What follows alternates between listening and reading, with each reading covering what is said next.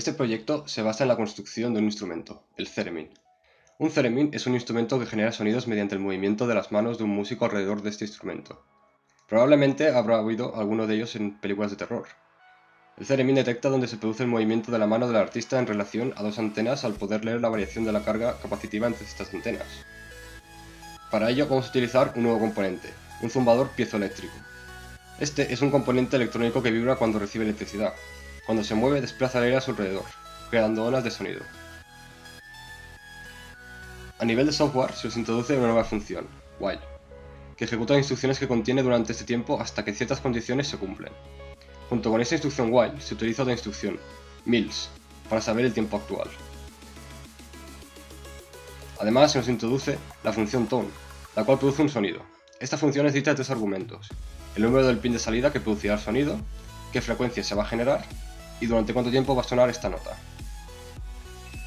Para finalizar, una vez construido el instrumento, regulando la cantidad de luz que reciben los fotosensores, podemos regular la intensidad y la frecuencia en la cual emite el zumbador piezoeléctrico, podemos generar así diferentes sonidos en función de la luz que les llega a los sensores.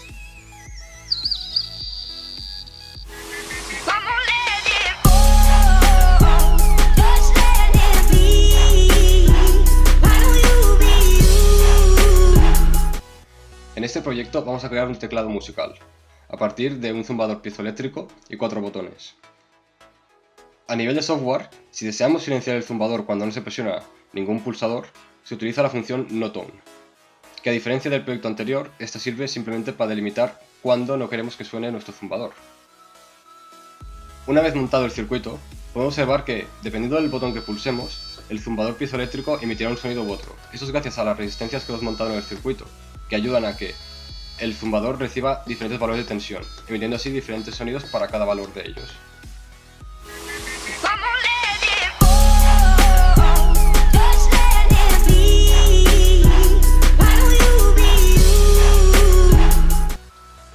En este proyecto se va a crear un reloj de arena digital.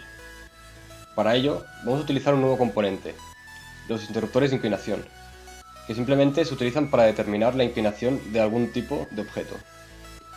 A nivel de software se introducen dos nuevos tipos de variables.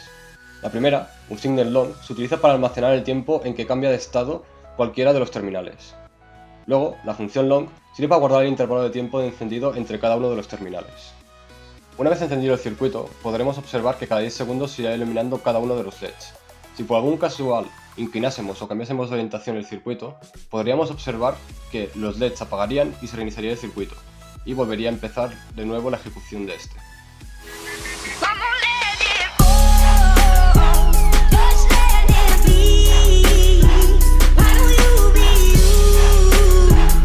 En este proyecto se introducen dos nuevos componentes.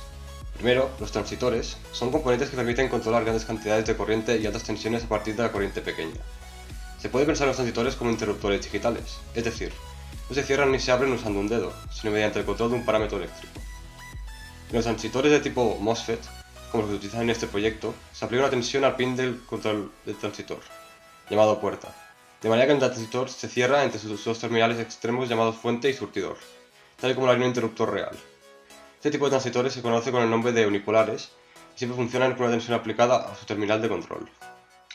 En segundo lugar, los motores son un tipo de dispositivo de inducción. La inducción es un proceso por el cual la circulación de una corriente eléctrica a través de un cable, una bobina, genera un campo magnético alrededor de este cable.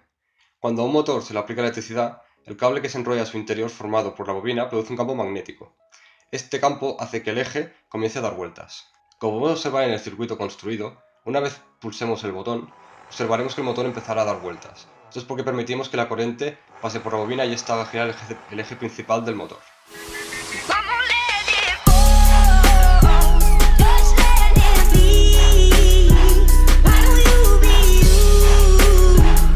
En este proyecto se nos introduce uno de los componentes más importantes, los puentes H, o también conocidos con el nombre de circuitos integrados. Los circuitos integrados o ICS son componentes que tienen en su interior circuitos muy grandes, pero que ocupan muy poco espacio dentro de su encapsulado. Estos circuitos integrados ayudan a simplificar a los circuitos más complejos al poderlos colocar como componentes individuales que se pueden reemplazar. Una vez construido el circuito, si pulsamos el primer botón, el de encendido o apagado, y regulamos el potenciómetro, observaremos que el motor gira a mayor o menor velocidad en función de la regulación que nosotros decidamos. Si por un casual pulsamos el otro botón, observaremos que el motor gira en dirección contraria.